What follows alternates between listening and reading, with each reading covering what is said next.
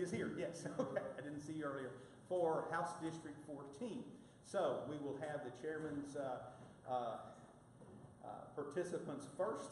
And before we get going, just a brief item here about the way this will go. They'll have 3 minutes to open. They'll have a minute to answer your questions. I hope you came with plenty. We'll let them do that, and if they need a go at the same question, they'll have another minute.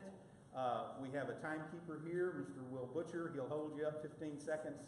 When you've got 15 seconds to finish, that'll keep us on a good schedule. So, the next thing we need to do is determine who goes first.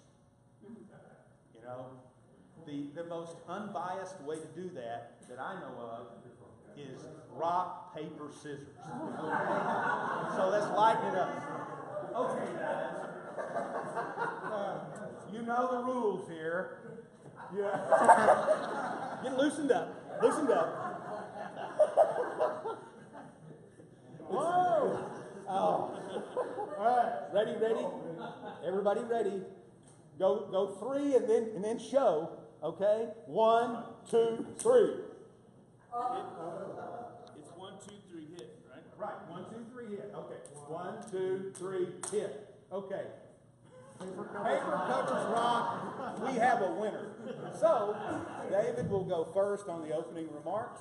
They'll trade back and forth through the questions, and then Paul will close first at the closing. So, there we go. Here we have another microphone over here. Paul, when y'all are both up here, we'll let it rip. Will, 3 minutes. Well, howdy, my name is David Hilburn. First off, just so I know who I'm talking to, how many of y'all are planning on voting in the Republican primary? I know at least one that's not, but just about everybody else is. Okay. My name is David Hilburn. I'm really from Lockhart, Texas. I'm a lawyer. I went to A&M class of 97, went to South Texas College of Law in Houston, and then worked in the DA's office in Harris County for 5 years. Got a chance to move back here in 2005. I worked in the DA's office here for 4 years, and then been a defense attorney ever since. Opened my own law practice about 6 months ago in downtown Bryan. The role of party chairman, for those of you who don't know, is a little bit different than most other political positions on the ballot. The role of party chairman is the leader of the Republican Party of Brazos County. It's the chair of the executive committee of Brazos County. When you read the bylaws, what it talks about is its job is to facilitate cooperation with the Republicans. His job is to facilitate growth in the Republican Party, to obviously hold elections, the primary. But when I look at the main position, the main goals of what the Republican Party chairman is to do, is those first two I mentioned. It's facilitate cooperation within Republicans in Brazos County and to grow the party. Now, how do you do that? Republicans are vast. They have a lot of different beliefs. Do all of you agree on every single topic? Never. Thank you. Never. And we shouldn't, because if we did, we'd be either in a totalitarian state or some sort of dictatorship where we're told what to believe. We're not in that situation here. We all can believe what we want on every different issue. Because of that, a Republican may be very liberal on some issues and yet very conservative on other issues. And a Republican may be very liberal on all issues for a Republican. Still be a Republican, but still be liberal when you think of what the issues are Republican in those beliefs. On the other side of that, a Republican be very conservative, very far to the right on most issues or all issues. As the Republican Party chair, you have to encompass all of those people. You have to believe in the party. It's not about what this person believes and what that person believes. It's welcome them all. Because why? The job is to facilitate growth. If we excise part of the party and push them out and don't welcome them into the party, what we're doing is they're going to go somewhere else. They're going to go vote for Democrats. They're going to go vote blue.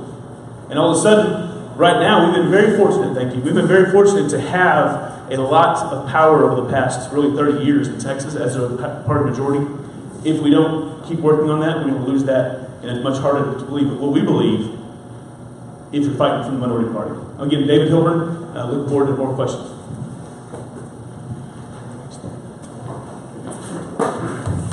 I learned yesterday, you better get through this quick. Howdy, I'm Paul Ringer. I want to thank you for having me here tonight, all of the Tea Party, and moreover, I want to thank you guys. You may not get to hear this a lot from GOP leaders, but I want to thank you and Tea Parties nationwide. David, did you approve me that? That was unreal, wasn't it? I want to thank the Tea Parties from Sea to Shining Sea for giving us the majorities that we have, frankly, in D.C., Austin, and locally, because of the power and the networking of you guys is unreal. Look, we have a lot in common, and I'm not talking about our fidelity to the Constitution, our shared values, our faith in God, our families. We hold so dear. Rather, we were both born politically in 2009, and you know what that means. I became chair in 2009, and the Tea Party movement was born in 2009. You know, I took lumps. You guys know this. I took a lot of lumps early on from the Tea Party members, and I sat down in the north part of Brazos County with a bunch of you guys, and I took a lot of artillery. And I finally said, time out. I am you. And I think that I have, over time, showed you that I truly am. I'm the same as you. Many of our leaders are tone deaf. I'm going to tell you, they are literally tone deaf. They don't understand what you guys are about, and it builds up a lot of anxiety with you guys, and I know that. But all we need to do is look at recent votes, just like the continuing resolution that was just pushed through, to know why the Tea Party is such an incredible movement, and frankly, why Donald Trump was elected. So I wanted you to know that I'm going to do battle against people that are anti-Governor Abbott, anti-Lieutenant Governor, the never-Trumpers. I mean, they just piss you off. Whenever you work your butt off to get somebody like that in office, I want to promote them on the highest hill. I think here in Brazos County, we now have a clearly defined campaign, and my vision is entirely different. I'm frankly an unapologetic conservative. It's who I am. It's who I am inside. My opponent's team obviously is advocating for more pastel color, and we have to be a statewide beacon for conservatism here in Brazos County. Other counties statewide are watching this race. Believe me, they are watching it very carefully. So what I would say is, how are we going to do battle against our enemies when we're trying to be more like them? We can't. We have to be bold. Reagan said bold colors. We have to show more conservatism. We don't need to hide it. So I think, once again, I didn't get nearly through everything, but hopefully I will throughout the evening. I'm Paul Rieger, and I hope that I can earn your vote this evening.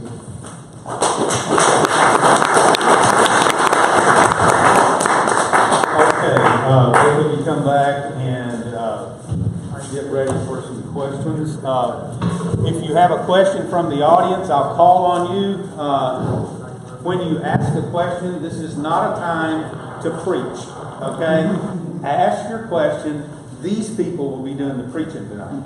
So, be brief. And, Mike, you want to be first? David, I heard you talk yesterday about the Republicans' election, and you said that we should back off on pushing conservative values because we need to incorporate the liberals and moderates. What issues do you specifically say we should give up on? I don't think that's exactly what I said. What I said was we have to incorporate all. I'm not saying back off being conservatives. I'm saying the party itself has to welcome all Republicans. You as an individual, and you as an individual, and me as an individual, should push my conservative values. The platform is a conservative platform, which is the guiding principles of what we believe in. And we should keep that.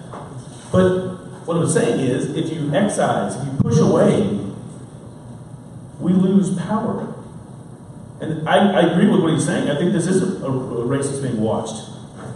And I think what people are saying is, we have a voice. If we're in this room all conservative, but everyone in Brazos County is not as conservative as we are, and says, well, if I'm not that far to the right, I must be a Democrat.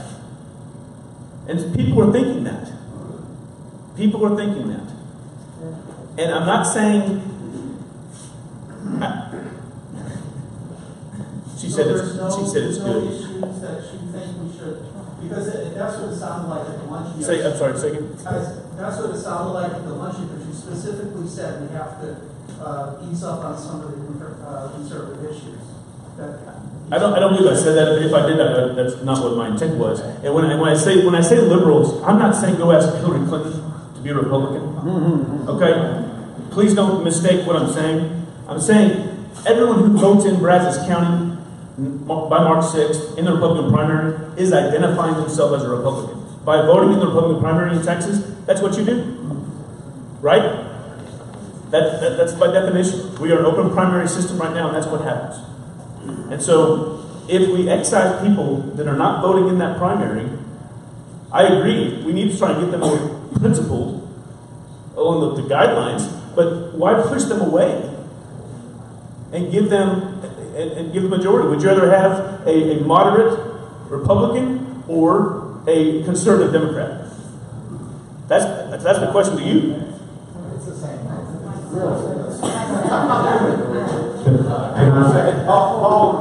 Each candidate will respond to both questions, but each question, okay? Look, David, I can appreciate where you're coming from, but here's the reality of it. In the county chair position, the most incredible thing that we have working against us is the open primary system. Whenever you have stealth Democrats come into our party, which they frequently do, and I think anybody who's run for office and has gone and used the GOP data center and walked up to a home and said, knock, knock, knock, they open the door and there's a picture of the Obama family right there, but they're listed on the Republican Party rolls, there's a problem. I believe in a closed primary system. We cannot identify those. Frankly, it's a Trojan horse. We have been infiltrated, whether we want to admit it, by Democrats. And it will continue to happen, and I will continue to advocate for a closed primary system statewide. I have been over this with the Texas Republican County Chairman's Association. I'm the only at-large member of that association, and I'm very proud to do that for Brazos County. But we talk about this often. A closed primary system will cut off the infiltration of our party. It's a necessity. I'm going to tell you one more thing that I have on this. I call it Paul's political pendulum theory. The pendulum has swung so far to the left in our country that many of the ones that call themselves lefties are sitting in the left field bleachers. There is no way they can identify somebody in the middle of our party. They literally will call me an extremist. They will call you an extremist. How many times have they done that? Over and over and over. Why? Because we put God, faith, and family first. Amen. I mean, God, family, and then politics.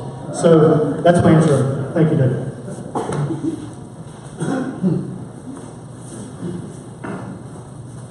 Carol, hand up first.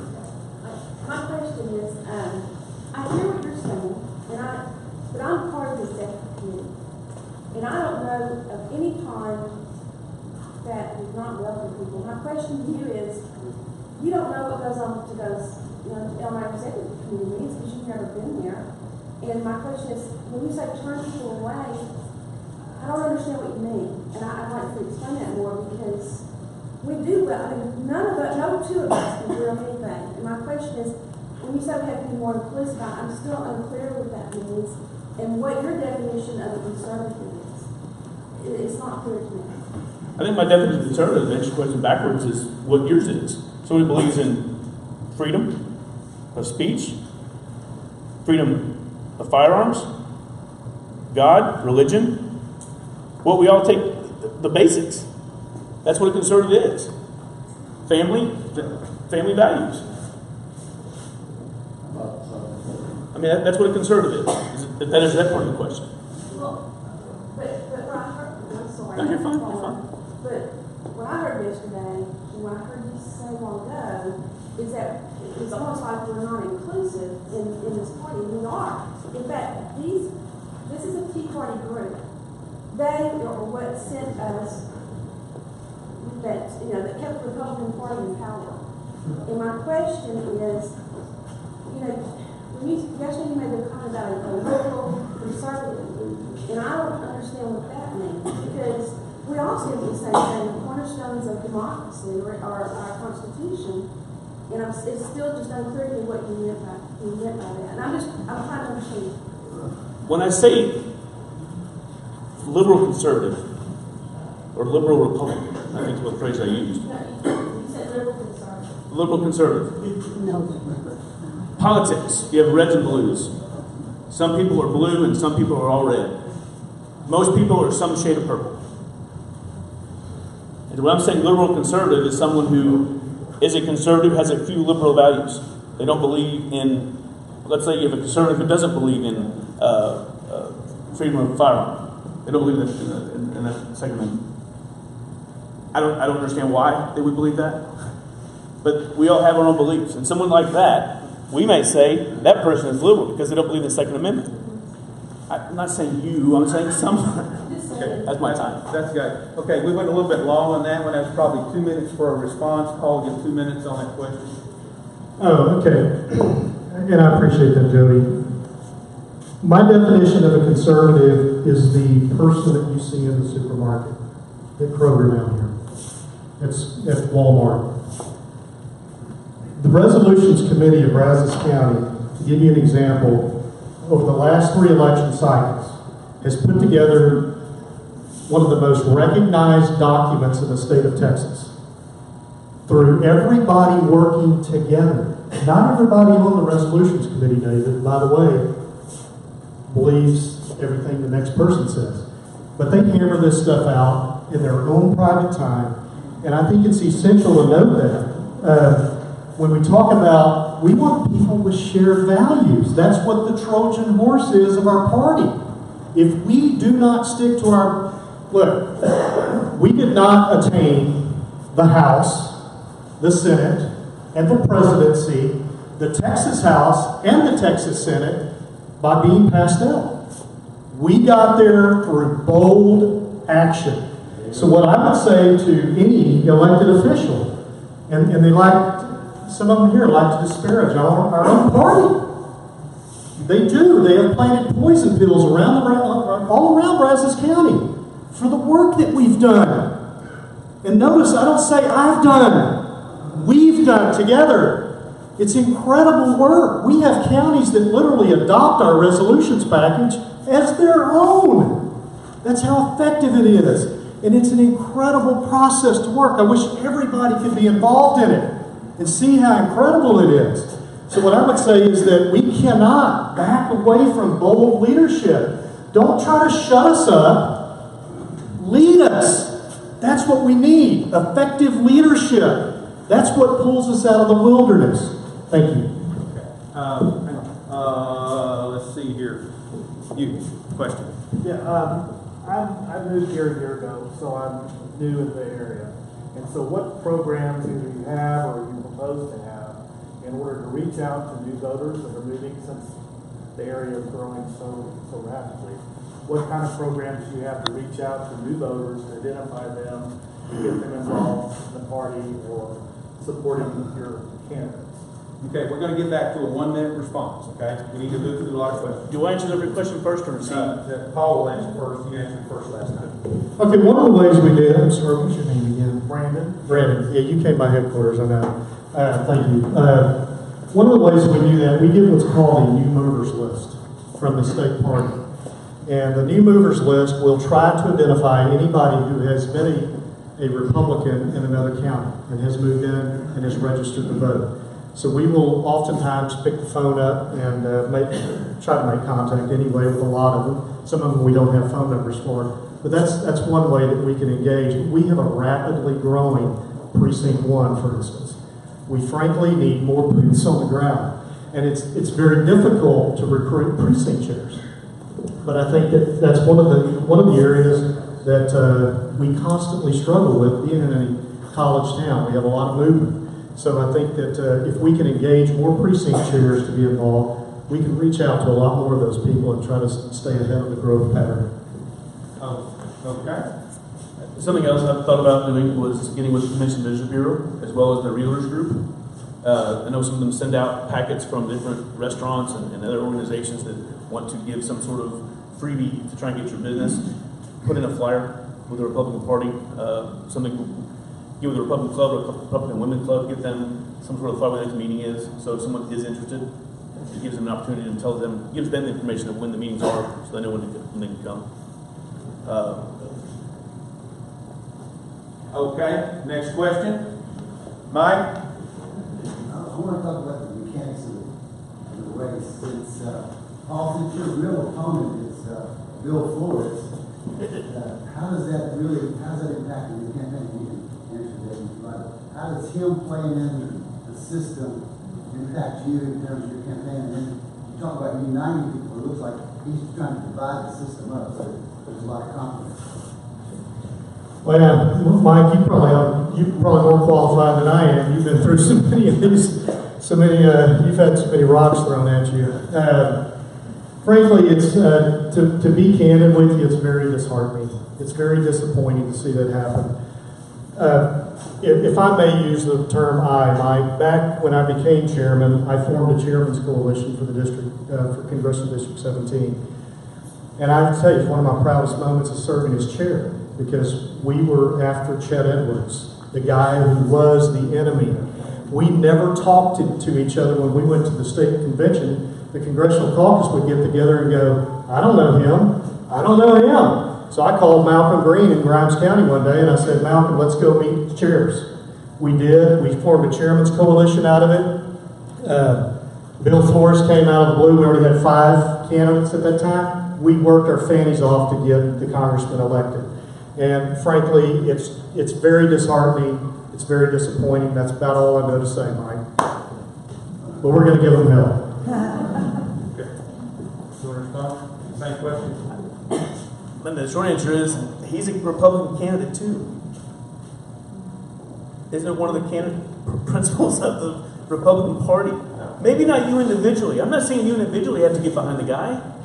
But as the party, one of the tenets is to support the local Republican candidates. Last I checked, he's on the ballot as a Republican. Okay, next question. Jeannie? Stand up and speak loud. Support them in the general election. And in the primaries, that's a whole different story. Okay, hang on. Sorry. We got a question right here. A question for voters.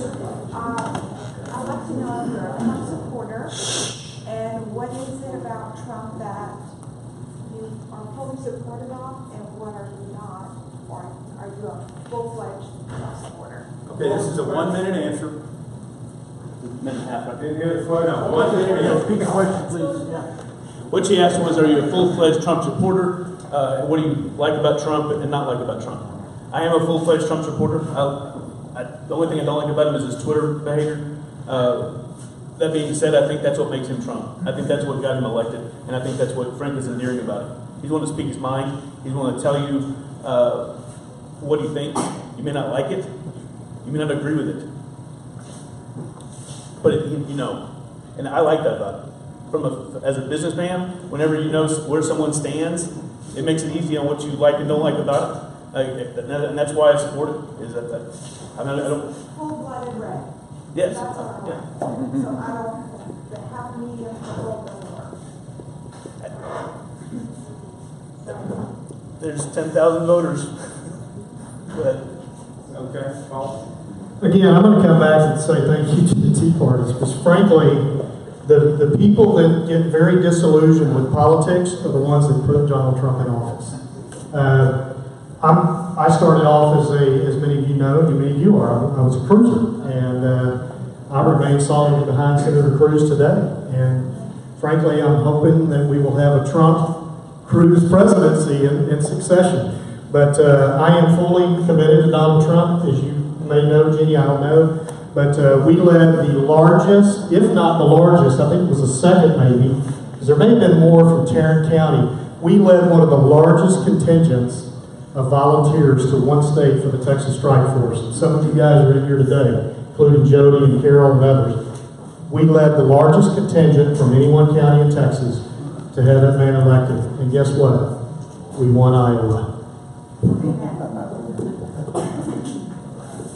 I was a Strike Force captain too. Okay, next question. in the back. Yes, speak loud. I've been attending a series at A&M for about 3 semesters as a member of the public. It's called Agora. And all of the speakers during those 3 semesters have been liberals and progressives. And you know that the liberal agenda is being pushed on the campus. I just would like to know if the Republican Party is in contact with young conservatives and young Republicans at A&M, because I don't think they have a voice on the campus in that public series. I'm first. Yes. What's your name, ma'am? What about Sam's? Well, now, thank you for that question. I'm going to tell you, since I became chair in 2009, I've had a close working relationship with all of the college Republicans up until the current administration on campus. And there's, frankly, a very good reason for that. Because the young man that's having the CRs right now, he gets an invite to every executive committee meeting. He has been to one in his tenure. He is, we just talked about the Trump question, Jeannie. Linnell, he did not support Trump. And he made it very clear. He was blatantly anti-Trump. He was in direct conflict with the executive committee. He made very disparaging remarks about the executive committee. And frankly, there's going to be some backlash there because all the previous college Republican heads have endorsed me because they know that we have a close working relationship. And it's been, frankly, it's been a lot of fun. I look forward to working with him again. Thank you, David. There is a voice on campus. In fact, Nick here holding the camera is a member of the College Republicans, and I'm sure there's others that may be here as well. You may not hear them, but they're there. I think the squeaky wheel gets the grease, and so when you have a situation like that, where I'm not sure who puts the Agora, is that right? Agora. I don't know. It's a College of Liberal Arts program. Okay. There you go. So obviously, as administratively, education in general is a very liberal group. And so I think from a student level, I think there's much more conservatism on campus than you think. I think there's quite a few, there's more than you think. Okay, Paul's asked for a little more time. And Dave, you can too. Look, 15 seconds. I agree. I have 2 students at A&M. My son's a sophomore. My daughter's a freshman. Nick is a great example of the future we have with the College Republicans. This young man is the youngest ever elected official in the state of Texas. And so I want you to know it is something that we are well aware of. And if you have solutions there, well, now, I'm happy to hear. We may even put you on our leadership committee tonight. Okay. Dave, you got 30 seconds. Okay, we have one more. Anybody else have a question? You had one while ago. Go ahead. I think that we, as a group here, we're looking to get the rhinos and that kind of stuff out of it, as much of it as we can. DC here, everywhere. We want them out. We're sick and tired of them voting all Democrat stuff, but claiming to be Republicans. They're not Republicans. They're a joke. They're sending us up a river valley. Why do we stand on it? Okay. First, David. Like I said in my opening remarks, the party itself is a support group. The party itself is there with a platform as a guiding principles. And if you as voters, if we as voters don't like someone and we think they're too liberal, we need to vote them out. It's hard to do that. All right. Vote them out. You guys are going up against everybody right now. Flores and Rainey, all of them. They got more money in that sense. And we have 2 candidates who are here tonight that are going to come in and explain to you why they think they're the better candidate. Well, I know they are. We, as citizens, have that right, and we should vote them out if we don't think they are the right person for us. Very good. Thanks very much. So if they're running on the Republican Party, why are they using words like conservatives when they're anything but? Right. That's what I have a problem. If they were running openly as a Democrat or an independent, I have no problem with them if they got reelected. But to put the conservatives on their ads and on every one of their materials, their signs, they're not conservatives. They're trying to get the conservative vote by fooling us. That's a question, How is that quick? Okay, Paul, your turn. How was that addressing? How does the Republican Party chair? The question, the statement was about rhinos and You know How should the chair? what? This is where we go back to an open primary system.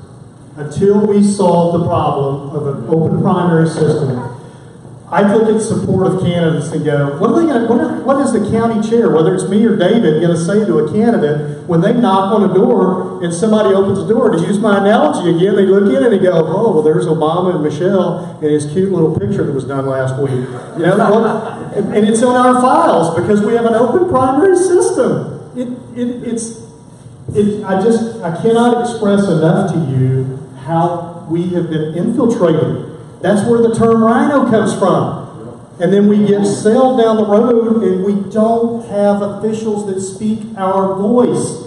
So we have to be bold. We have to be active. And I would encourage every single one of you in here tonight, get started in the process. Our precinct conventions are going to be March 10th. Our county convention is March 24th. And if you don't think there's going to be a battle, as the state convention, sorry.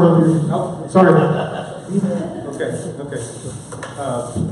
I went first. Okay, all right. This brings up a subject that I want explained more. He's talking about the open primary system, which is, I don't know if all of you understand that, but I want David and I want Paul to both address that again. An open primary versus a closed primary and what that means. And how we get from one to the other. How we get from one to the other. David, you go first, 1 minute. Open primary is as we are right now. We're the only way to... You identify yourself either party by voting in that primary. Anybody can do it. All it does is, once you voted in the primary, is it prevents you voting the other primary. A closed primary is prior to election day. You have to register as a Republican, a Democrat, a Libertarian, whichever party you choose to vote in. Prior to election day, you have to tell them, I'm going to vote in that primary. And therefore, you are labeled, you have a voice, you have a box with your name on it that has... That's where you are. And the platform, party platform, endorses that. But the law is right now, it's open. Until that changes, we have to work with the system we're in. What do you prefer, though? I'm sorry? What do you prefer? I frankly prefer the closed. I prefer a closed system. As a former candidate for DA, as a candidate now, it sure would be nice to be able to know exactly prior to the election who my voters are, so I can go talk to you individually instead of seeing something. Okay. I want to tell you, David, I agree with you on that. Now listen, you don't even know this, but you were a victim of this open primary system in your DA's race. I'm well aware. One of the number one Democrats in Brazos County was openly bragging outside of the Brazos Center about being able to vote in the Republican primary. It is flawed. We have to fix it. I'm going to advocate for a closed primary all that I can. How many of you guys know who Mark Levin is? Okay, so I have to mention this as far as an open primary goes. Mark Levin is, of course, for a closed primary. He talks about it often. Mark Levin is one of my political heroes. Now, I'm going to tell you, there's an attack dog that you have in your camp, David, that he has spread false rumors all over Brazos County. I could go back several years ago when I remarked to him when we were speaking, and I said, Mark Levin is the Thomas Jefferson of our day. And he said, hardly. He's the Benedict Arnold of our time. That was frightening to me. That mentality is incredibly frightening. Thank you. Okay, we've come to the time where we need to have closing. We do one more. It will reduce your closing comments. That's fine. Okay, we'll go 1 minute on one more question. Short, please. Wallace. Yeah, I'm kind of new to this group, so I'm trying to catch up. And you stole my thunder, the word rhino, is what I see is our problem. Yes, we can talk, we're going to be this, we're going to be that. What it comes down to is how do they vote? Where do they get their money? And you see, the information is out there, and you see this information coming in. He's supposed to be a Republican, but voting like a Democrat. The information that contradicts that by putting out the facts is not the Brazos County GOP. It's other people, other sources. So you, as being the head of the group, what information or what would you do to put the information, the voting record, and what that means to Texas when they move away from being a Republican and vote with all these Democrats? I agree with you. They talk one way and they do the other. Okay, great. We understand. What's fine. The question, I believe, is what would you do to help get voter information on? I think having some sort of adding onto the webpage, having a here's how your congressman voted, to get that information out. I know some publications already do that, but doing it on the website. That way, there's a central location where we get you as a Republican can look how your Republican representatives voted. And then, the hard part is when you start looking at interpretation of votes. Why did they vote that way? It's not how they voted, it's why. And I think that's a question for the elected representative. That's a question for them. Why did you vote that way? Because when you take a simple fact that they did, well, why? Was it a trade-off? Was it a sell-off for something? Hey, I got the wall built, but I had to give up something else. And that's what's going on right now. Trump is trying to negotiate that. So in politics, there are trade-offs. Paul. I think there are third parties that try to do that, and I say try for a reason. Here's a good one.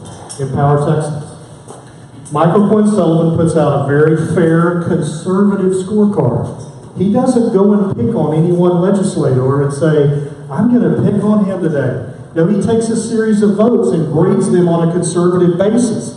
Yet when his scorecard comes out, I find it kind of troubling, frankly, that our representatives run around calling him an extremist, calling him hate-filled. Guess what? Michael Quinn Sullivan marched in the Aggie band. Sound like an extremist? We go out to Kyle Field, how many are we going to find? 2 other Aggies are on his staff. Karen Cheshire is on his staff.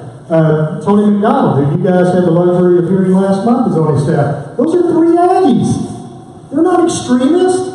We have to stop the fighting of life. Just be introspective and find out what Michael Quinn Sullivan saw. I tried to get them together for breakfast 3 years ago to no avail. Okay, all right. That's all the time we have for questions for this segment. David, you started. Paul will start at closing comments, and we've got to be through in about 7 minutes. So you've got about 3 minutes apiece. Oh, thank you. I'm going to read through this because it's my prior notes. Many of you have helped us in the early days when we defeated a 20-year incumbent by the name of Chet Edwards. Many of you helped when we sought help for relocating headquarters. You remember those days. Many of you helped when our 2 Texas House members needed money and campaign volunteers. Many of you have been delegates to our state convention. Many of you have helped when we need sponsors and volunteers for our Reagan Day dinner. Many of you have helped when we form committees, such as the Resolutions Committee, our Leadership Committee. Look, and I've already mentioned the Resolutions Committee and all that they've done. That's a tremendous honor to have other counties call you and say, can we adopt your resolutions? That's because of the work of the Resolutions Committee in their homes for a 2-week period, staying up until 1 in the morning. That's to be honored, not attacked. Thank you, Robert. Robert's been there. Anyway, you get the picture. I will not turn my back on you. You have my promise. I will not turn my back on you. And if that has not been clear up to this point, hopefully it will be clear in the next couple of years. Instead of pushing you out, as many want to do, I mean this, they should be holding a parade for you guys. Maybe we can do it with the military parade. They should be holding look. You guys have done such tremendous work. I know you don't identify yourselves as Republicans, but you've been a tremendous help to us. Like, I have effectively worked behind the scenes to make sure our conservative voices are heard because they tend to be squeezed out by big money. Let me tell you, my friends, we didn't win the House and the Senate and the presidency and big majorities in the Texas House and Senate by telling our people to sit down and shut up.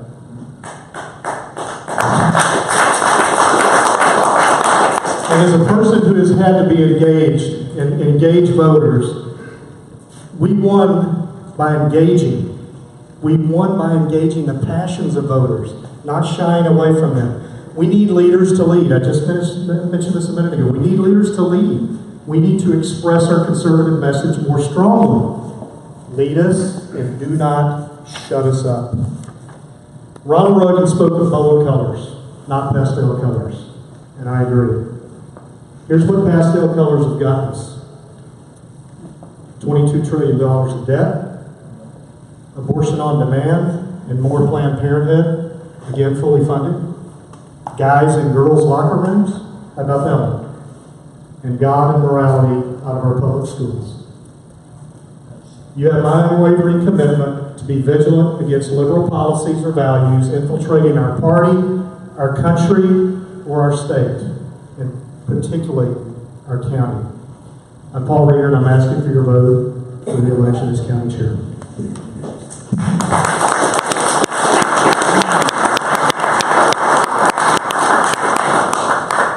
I want to address some of the things that were brought up when I made the comment earlier about what would you rather have, a liberal, moderate Republican, or a conservative Democrat. Someone over here said it's the same thing.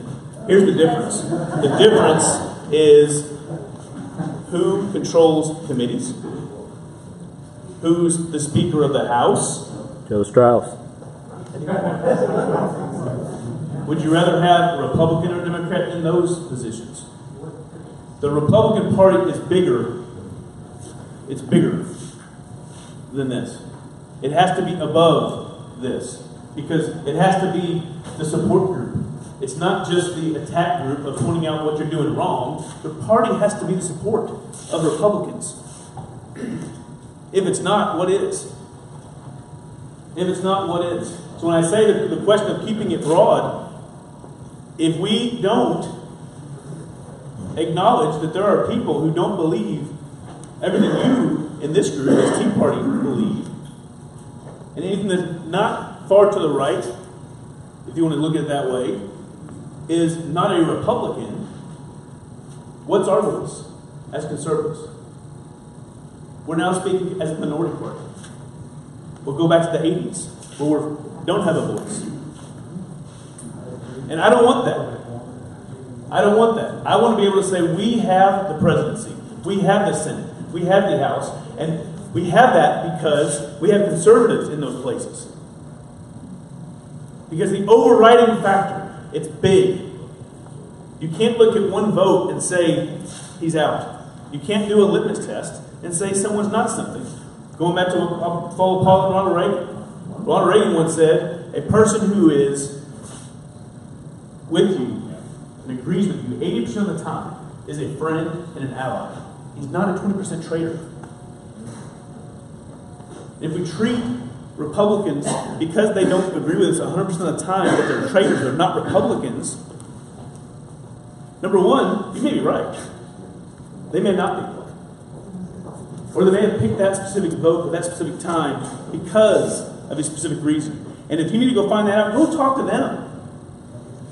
As a voter, that's what you should do. That's right.